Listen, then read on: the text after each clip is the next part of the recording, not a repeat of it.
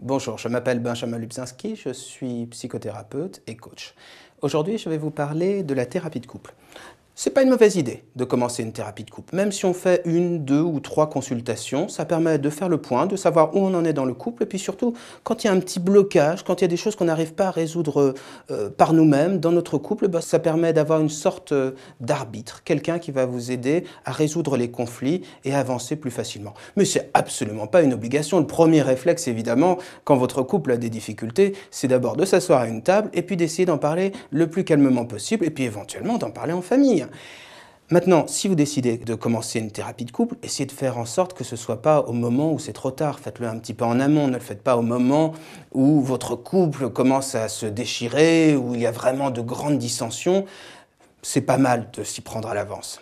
Quelles sont les techniques utilisées dans le cadre de la thérapie de couple? On utilise le plus souvent l'approche systémique, c'est-à-dire on étudie les relations entre les deux partenaires.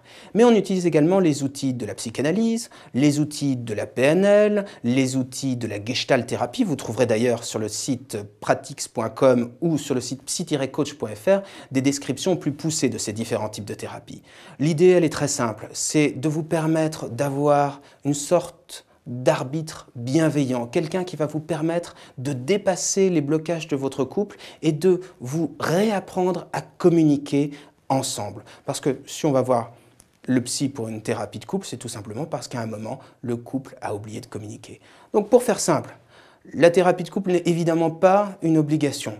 Essayez de parler entre vous, de parler calmement. Mais si vous sentez que ça grippe, si vous sentez que vous êtes bloqué dans l'évolution de votre couple, n'hésitez pas à consulter. Ça peut se faire sur des temps très courts, c'est un bon moyen de faire le point. Il faut surtout se déculpabiliser, c'est-à-dire que si on fait une thérapie de couple, c'est pas forcément parce que le couple va très mal, c'est pas la solution de la dernière chance, ça peut être aussi une manière d'accompagner l'évolution de son couple.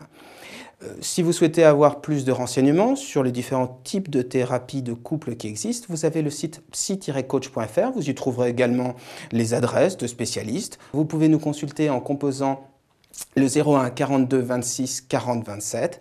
Moi, je vous remercie de m'avoir écouté et je vous souhaite une très très belle vie.